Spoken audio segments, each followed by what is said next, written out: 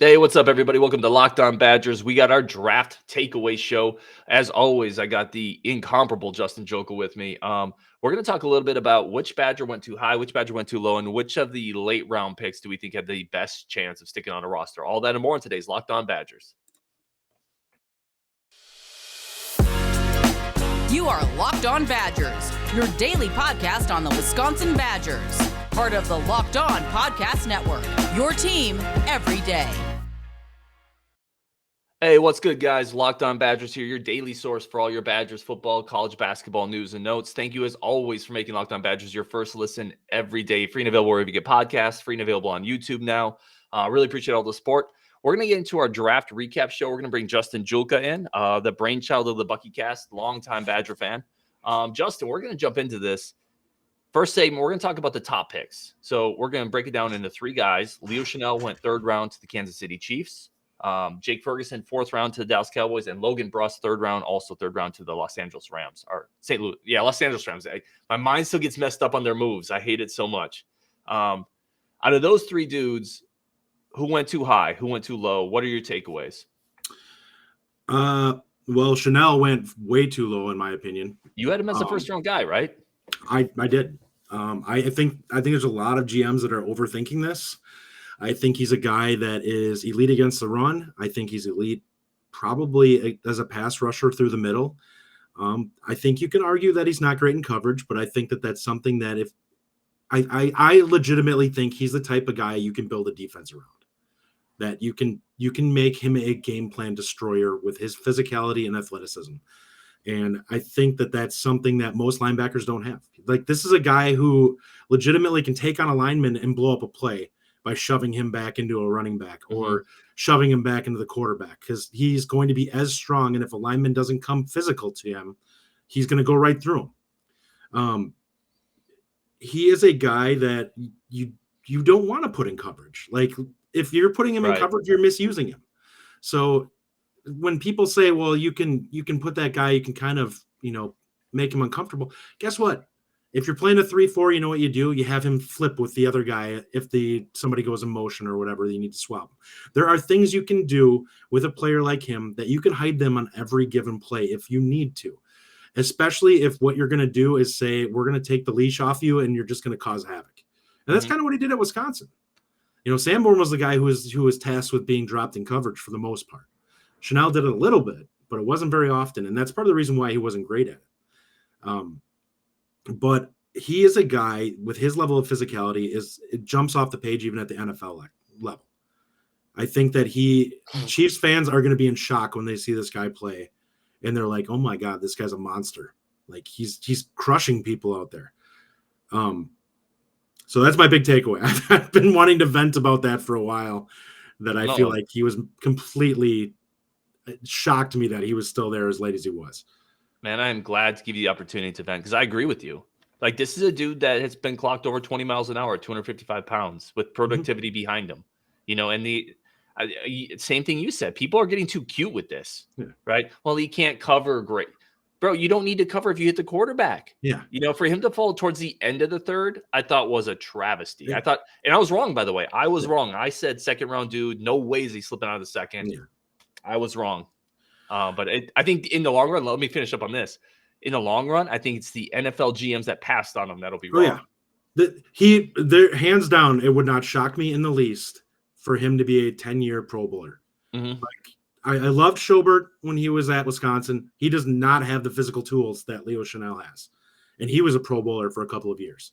Mm-hmm. Leo Chenel is a guy that will be a freak for probably the next 6-7 years for sure, athletically, just because he has play strength that most guys don't have. The Packers took that middle linebacker in the early round because he's a coverage guy. He is not going to do the things that Leo Chenel can. Like, you're going to put guys in third and long. And my thing with the Packers was, if he blows up run plays to start the drive, you send him at the quarterback and you have Devondre Campbell drop. You could have been doing that with this, and now instead you wanted position flexibility where either guy can drop. And it's like, okay, well, I guess that works. Right. But you could have just taken the pass rusher and Chenel and kept the in-state kid home. And by the way, how much fun would that be as a Packers fan to cheer for Chenel after being a Badgers fan? Well, it's not only that, but because if you can't stop the run, they're not going to be passing on third down anyways, because it's going to be 3rd and 3. Right. And now they have the option to run it up the gut on you because you don't have anybody that can really come downhill and cause problems. Right. And the funny thing is, too, the league has become a passing league. Like, we all know that. However, the reason the 49ers gave the Packers so much trouble for so many years is because they just ran the ball on them. Yeah. Right. And it's not just the Packers. Like, the reason, there's teams that if they can run the ball, they will. It's not like you don't have to stop the run anymore in the NFL. And the big thing is at the end of games, you need, and the other team's trying to salt you away, you need to be able to stop the run. Like, you have to. And that's something the Packers, that's their biggest weakness, is that they really, truly struggle. When a team wants to get physical and come downhill at them, they really struggle to consistently stop teams. And if you can, keep a team at 3rd and 6, 3rd and 8, because you just stomped them on 2 run plays, that changes the end of ball games when you want an opportunity to come back in. And you have one of the best quarterbacks in the league that can, give you an opportunity to come back and win that game. No, I agree with you on Chenel, man. I think NFL teams are going to really regret passing on him for a couple rounds. Let me ask you about Bruss quick. I actually was surprised. I had Bruss in my prediction show as a 5th rounder. Yeah, I'm surprised he went in the 3rd. Like, I don't see God love it. Like, I want all these dudes that be awesome, have great careers. I don't see the high end potential on Bruss that used a 3rd round pick on him. Am I wrong on that, or where are you at on Bruss? I mean, did we with Ricky Wagner though? No, some of these guys that hung around the league. Yeah, well, I mean, they were good. They were good guys, but they weren't guys that we looked at and like, this is a 1st rounder or 2nd rounder or whatever. These are guys that grounded out when they got to the NFL and became good players and picked up big contracts. Sure. And I think that attitude has kind of been something that the Rams have picked up on. They've taken multiple Badgers now. Yep. Rob Havenstein's on that offensive line. Have not regretted it at all. And now they're like, of course, we'll take another one. Yeah, I think they like the culture. Yeah, they like the culture. Jake Ferguson going in the 4th round to the Cowboys. I actually had him as a 4th rounder. I think that's good value for him. I think he's going to have a long career as a number 2-ish tight end, which is awesome. I like the fit a lot. I had him more around the 5th. I think the big weakness for him is just quick, like overall speed. He ran I think a 4.8 or a I think it was 4.78. So basically 4.8.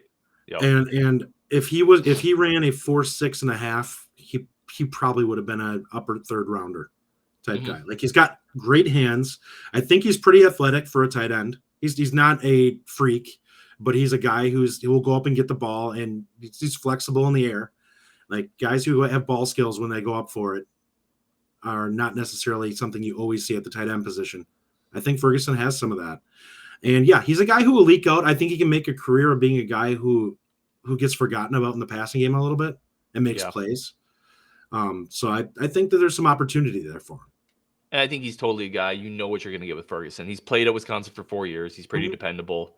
Like you said, he catches the ball really well. He's got great hands, but he's not going to be explosive. He's not a body catcher for sure. Yeah, he's not a body catcher, but you know what you get. And in the 4th round, if you can get a solid tight end who you think is going to play for a while, catch 20 passes a year, that's a win. And I think he's a good locker room guy too. Probably he's growing up around football, obviously. He's a solid blocker too. So I mean, he's not a guy who has any real bad weakness. Nope. I think he's a guy that gives a crap, and that matters in football. All right, guys, coming up. We're going to keep Justin on the show for as long as humanly possible. We are going to jump into some of the late round picks, the UDFAs from the Badgers. Who do we think, was really the best steal there? Who has the best chance of latching on and having a long career? Who was overlooked? We're going to get into that next.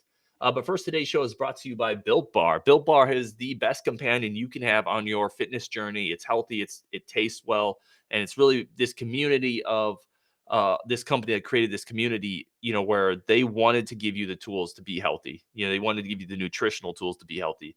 Everything with Built Bar is tasty. The variety is excellent. It's all 100% chocolate. Everything's 100% chocolate. 17 to 20 grams of protein, less than 3 grams of sugar per bar. So it's something you can feel good about reaching for. It's going to give you that nutritional boost that you want. It's going to feed your body, and it's not a chore to eat. And because if things are a chore to eat, you're never going to reach for them. And this is something that you don't mind snacking on. You don't feel like it's a chore to eat. It's tasty. It's delicious. It's nutritious. Built Bar is definitely something I've been using a lot. Go to built.com, use promo code LOCK15, and you get 15% off your order. That's promo code LOCK15 for 15% off your order. And guys, thank you again for making Locked On Badgers your first listen every day, free and available wherever you get podcasts. We're going to jump back in with Justin. We're going to talk about some of the late round dudes. I know he's got some thoughts here. Justin, let me give you kind of the readout here, and then I want you to take it. Who in this group is undervalued? So you had Matt Henningsen went in the 6th round to the Broncos, Faion Hicks, 7th round to the Broncos. Then you had a cadre of UDFAs. So Danny Davis, Jack Sanborn, Caesar Williams, Josh Seltzner, Scott Nelson, and Kendrick Pryor. Out of that group right there, which of those dudes is most undervalued? Sanborn. I actually had him in the 5th round. I actually think even at that point, I felt that he was undervalued. The production that he had at the college level was very, very good. I don't think that he's not going to jump off the page athletically, but I don't think he's a guy who's athletically weak for the NFL game. He's probably not a great coverage guy. I think he's just a decent all-around linebacker, and I think he's instinctual, and I think he plays really hard. He scares me to death going to the Bears because it would not shock me for him to play for them for 10 years as a starter. In particular, a really good career. That really bugs us where he makes plays late in games that are frustrating. How painful would that be to have Sanborn out there making game-saving tackles on the edge at 3rd and 1, right? I think Sanborn's a good one. I'm going to go in a different direction. But I mostly agree with you on Sanborn. I think I had him just in my projection shows getting in the 7th round. I didn't think a guy could be that productive at Wisconsin at a high level and frankly completely fall out of the draft. I think that's a bit of an overlooked player there. I know the athletic skills aren't quite up to, not even Chenel, up to what the NFL evaluator's looking for, but at some point you watch film too. And this guy makes a lot of plays. I like Faion Hicks a lot. And I'm not saying that he was undervalued. He's picked in the 7th round. I like the fact that he's feisty. He has legitimate speed. He played a lot and played a lot against really good receivers. He was part of that team that shut down David Bell with Purdue. He guarded him a lot in that game. So did Caesar Williams, but Hicks was on him a lot. Hicks was cornerback 1 last year for, again, we talk about productivity. This is one of the best pass defenses in the country. And Hicks isn't tiny. Like Hicks is a solid 5'10", 5'11" with 4.4-ish speed. I think he's going to stick.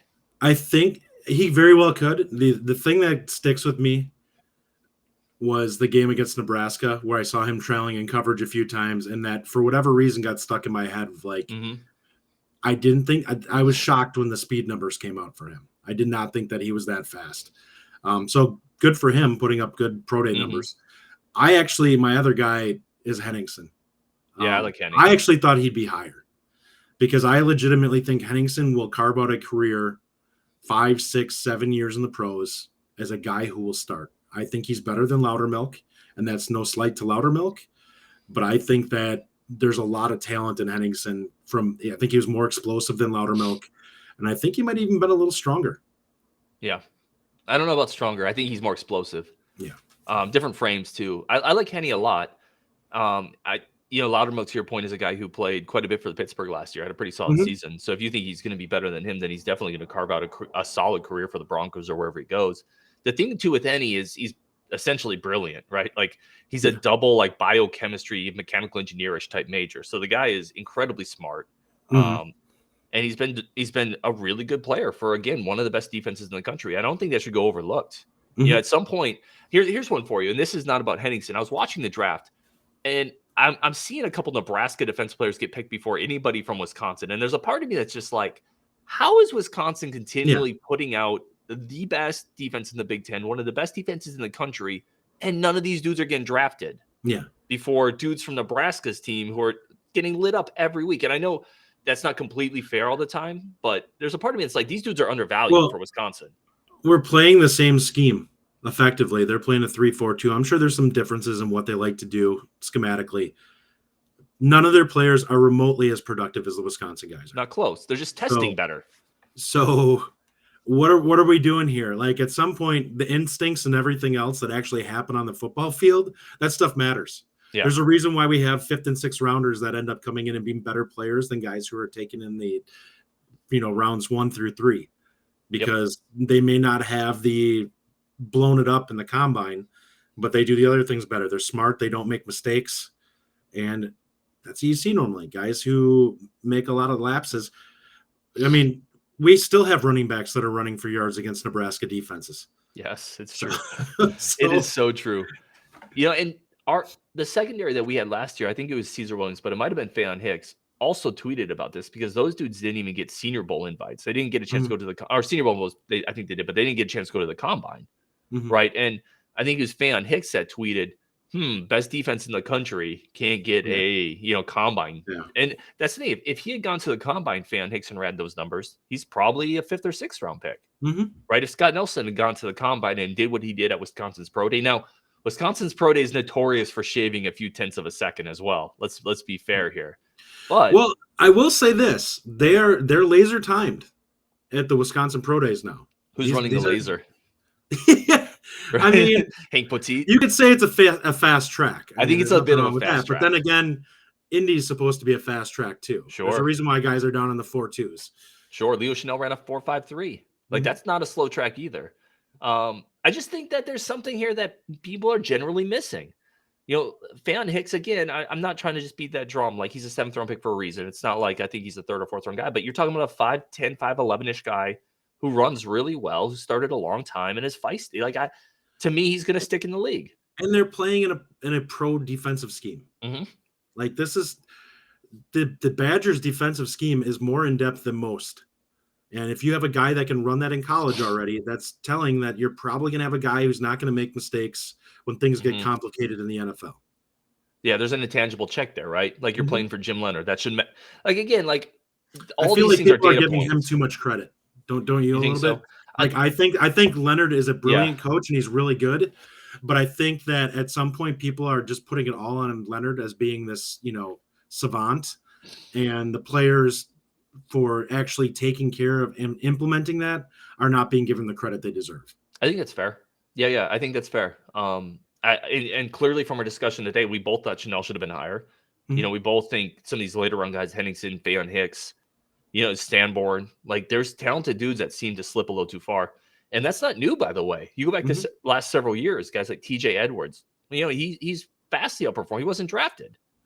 You could go on and on and on with this. Where if some of these dudes played at Georgia, if they played at Alabama, if TJ Watt played at Georgia or at Alabama, he'd be picked. He would have a top 10 pick. Yep. Absolutely, he would have. There's no doubt.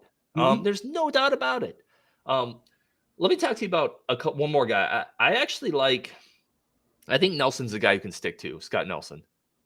I don't know. What are your thoughts on Scott Nelson? I think that he's got some special teams play in him. We'll see. He takes some bad angles at times defensively, and I think that that's the thing. And he can get tricked, and I think that that's going to be what's going to, like, he's mentally, it's going to have to come together where he does not make the mental lapses like a guy beating him deep. The physical tools are there. I always thought he was fast. Like, some people did not think he was as athletic as he was, and I'm like, this guy can run. He moves out there well. He does not always take good pass to the ball, but most of the time he comes downhill and he's coming fast.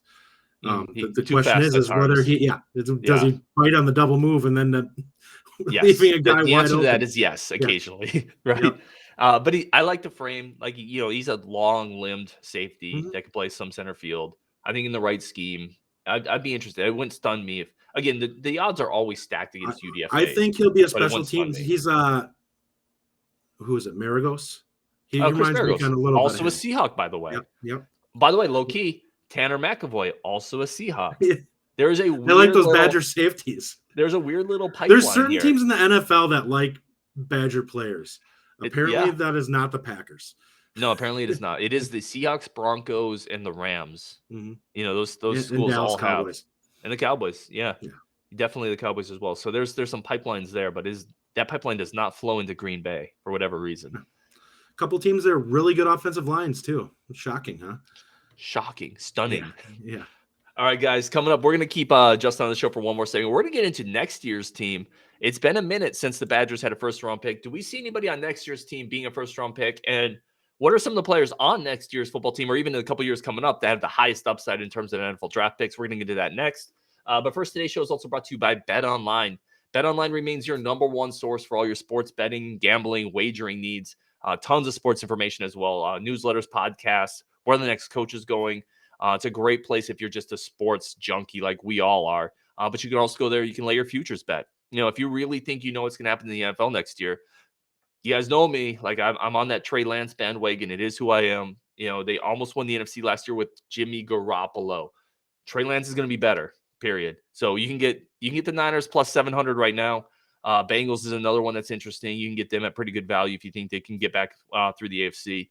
And then the NBA playoffs are kicking on right now. We just saw game 1. The Bucks look great. So that's a team. If you think they're going to roll the way, put some money on the Bucks getting into the championship game or the finals. So great time to do this. Baseball's also kicking. Go online, go to the website, bet online. It is where the game starts. Number one place for all your sports betting needs. All right, guys, we're going to bring Justin back into this. Justin, we talked about before kind of the show. It's been since 2017 that the Badgers have had a first-round pick. It's been a bit of a slump by Wisconsin standards. Is there anybody that conceivably in your mind next year could be a first-round pick for the Badgers? Trying to think alignment, if anybody could make a jump here. I don't think so. I think the closest next year is probably Herbig. And I already know how this is going to play out. Little undersized. Didn't necessarily have to show as much in coverage. Blah, blah, blah, blah, blah, blah, blah, blah. And then he's going to end up going out. Like, listen, Herbig in some ways looks a lot like Zach Bond. Mm-hmm. Zach Bond was a third-round pick. Right. And I think that he's going to be more productive in his career, which I think Herbig should go earlier. He is a guy that I think probably based off of the season I expect him to have, which I think will be double-digit sacks this next year, should probably go in the mid-second round. Right. He's not going to go in the mid-second round. I think you and I both probably feel like he's gonna get undervalued again. And this is a guy that's probably going to end up starting at some point in the NFL for multiple years. Yeah, I tend to agree with you. I don't see a first-round guy on next year's team, and I also agree with you. The closest guy on the team that I can think of, unless you think, the only one that, in my opinion, could trip it up is let's say Benton has a much more disruptive season and is able to get to the quarterback more. Maybe as an interior guy, we've seen big tackles go in the first round the last couple of years. That's a possibility. I wouldn't bet on it, but that's a possibility to me. Here's what I'm going to say on that. Do I think he probably deserves to go pretty high? Yes. What do I think he would need to do as an interior guy at Wisconsin? Now you don't have to actually do anything truly at Georgia in terms of statistically to get put into the first round. So they had guys who didn't have great numbers that ended up going early. Yeah, like the first pick. And Benton legitimately could have good combine numbers. I think he would probably need 8 sacks from the middle to get himself in the top 2 rounds. He'd have to be which is ridiculous to me, but it is what it is. I think he has 3-4 defense in the NFL, being an above average starter written all over him. And I just want to be fair. I don't think he's explosive enough. Even if he had the sack. No, the blueprint there is what, Aaron Donald, and he's not that type of athlete. No, I mean there's been a couple bigger guys going the first. It's not as common. Javon Kinlaw was out of South Carolina. He's a bigger defensive tackle. He went in the first a couple years ago. He's more of that mold. From Memphis, probably like 6-7 years ago. Yep. I mean, it happens, but I think Benton is just a little under that explosiveness threshold for a first round interior guy. And if you take Benton out of them, that's the only other guy I could think of. I think it's Herbig or bust for the first round next year. Now, where Herbig could, I have a really hard time thinking Herbig with his stature will get in the first round. They're going to want him to be 2 inches taller and an extra 15 pounds in weight. Yep. I'm thinking of just the other draftable guys next year. Tippmann is certainly not going to be a first rounder. You have a couple of corners. Jay Shaw, Alexander Smith are going to be seniors. They're not going to be first rounders. The next first rounder I see from us is probably not next year, year after. I think Nelson can put himself in that argument. I think he will be a first round talent by the time he's done here. That leads me into my next question. So we talked about next year. You and I both agree Herbig is a premium player and is going to be probably a second, third round pick, maybe a fourth rounder. I mean, like you said, Bond was the third rounder. Benton is going to get picked. I would be stunned if Alexander Smith and Jay Shaw didn't get picked. Basically upperclassmen cornerbacks that are going to be, I think, really good. I think Tippmann will have a chance to get drafted next year if he wants to come out. Again, I think it's probably more of a third, fourth round type guy. look past that lens. What's the next Badger that you feel like really has? You think it's Nelson? Is there anyone else, the left tackle? You think is there anyone else that kind of fits in that mold for you? As this guy could be our next first round pick. I think the line, like I'm a big believer in Bob Bostad. I think the offensive line draft picks are going to start an uptick going forward. Especially if the offense becomes more explosive overall. And I do believe that was a factor in why Wisconsin had so many drafted offensive linemen during 2010 and 11, was the offense was really, really good. They were a part of that, but those were the two highest scoring offenses in the modern era for Wisconsin. So if we hit an uptick here and Wisconsin starts getting into the mid to upper 30s somehow in scoring, suddenly those offensive linemen start looking a little bit prettier on tape. No, I think that's 100% true. I noticed you also did not mention Graham Mertz as a potential first-round pick next year. If he can, right now he's panhandling outside of one of the NFL stadiums. Let me say this. That's not me trying to be mean, but he needs to really have an uptick in production. Part of the reason I brought it up, and I really don't mean to clown on Graham Mertz, because obviously we're all cheering for him to have an incredible year. I want him to be better. We all do, 100%. The main reason I brought it up in the context of our draft show is I remember distinctly when he committed, and Badger fans immediately went to how early he's going to leave. Like, again, and hope springs eternal in recruiting in the draft, right? So we got this 4-star kid, and I just remember everyone talking about we need to get the next guy lined up because this is not a dude who's going to stay, 4 years. And here we are. It's just a retrospect on, listen, recruiting is not always correct.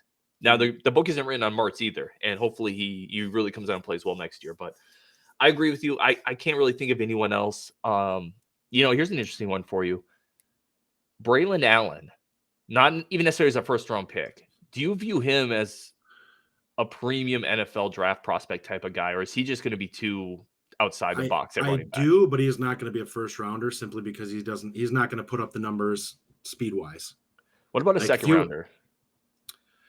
I think late second. I do, and when I say this, I think that he'll be a productive NFL player. He's a lot like Chenel in that the guy's a freak. Like there's some what's his name? Who's the running back for the Titans? Oh, Derek Johnson. Derek Henry. Derek Henry, thank you. Derek Johnson was the Chiefs linebacker, but yes, Derek Henry. It's not the same body. That guy's taller and lankier. But there's some similarities in terms of power between those two guys and how they can abuse somebody who does not come with authority against them. I think Braylon Allen will do that at the NFL. I do not think he's going to be a breakaway guy.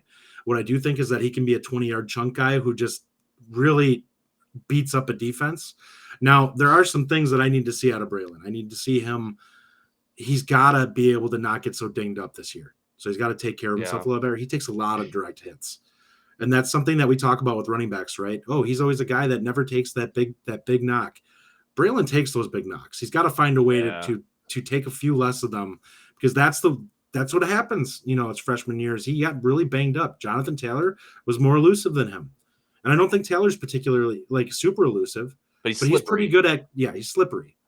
The thing with Braylon Allen, and it might be a bit of like break. Remember Brandon Jacobs, the old Giants, Giants running back. That's actually a pretty good comp for him. That's the first guy I thought of. And Jacobs was an elite, but Jacobs was a really good running back in the NFL for 4 years. He was over 1,000 yards for several years. I could see him being that type of player. I think it's hard for big backs not to take the big shots. He's a little bit more athletic than I think Jacobs was. Yeah, I think he's probably. I would say so. I would agree. I don't know if he's quite as fast as Derek Henry. I think it's pretty close. No, it's Henry. No. Yeah. Henry's a legit 4.4 guy, isn't he? I mean, in there somewhere. It might be high 4.4s. Yeah. So I agree with you. I don't see that as a first round pick either. I think you and I are on board with Nelson or one of the other young offensive linemen, right? It could be Malman, it could be Trey Wettig, it could be you could go down the list with that. The other outside linebacker prospects, there are guys that we have brought in that have a little bit more of the prototypical build, who I could see end up being guys that end up being premium outside linebacker targets. Yeah. Peterson, Bowlers, those guys. Peterson, I think, is a little undersized. I think Bowlers can be. I think that Caden Johnson potentially could be. These are guys that clearly have to put a production. I think Witt, if he can come back and get healthy again, your guy. His frame You can't go a screams show without NFL. mentioning I Witt. can't. I love it. But the No, I love it. mentality and size that he has, if the get off is there, where he has that first step, there are teams that will salivate over a guy who's 6'5", 6'6" with length that can get into an offensive tackle, because it's so hard for that guy to recover when you have a guy with that kind of length and bend. Well, and the staff has raved about him. Like he clearly has all the goods, except for his being mentality. able to stay healthy. Yeah, except for being able to stay healthy. He clearly hopefully he does. Oh man, there's so much talent at that spot. I mean, there's going to be 2 or 3 draft picks coming out of that positional group over the next several years. I think that's probably low, right? I think and this is a position where it would not shock me to see us have a second string guy get drafted in the next few years. Agreed. Or transfer. That too. Hopefully, or not. both. All right, Justin, man, I really appreciate it. Where can people find you? You know, obviously we continue having you on the show because I don't want that to end. Yeah, mostly on here. You can follow me at Locked On JJ on Twitter. My 10 followers, you can add to that anytime soon. That's awesome. All right, guys. Thank you as always for listening to Locked On Badgers, your first listen every day. We all appreciate Justin coming on. He's super sharp, so we continue to have him on the show as well. And appreciate everything you guys are doing. Listen to the show. Once you're done listening to us, make Locked On Big Ten your second listen of the day for all the latest news and notes of the Big Ten Conference. Thank you guys so much, and we'll talk to you tomorrow.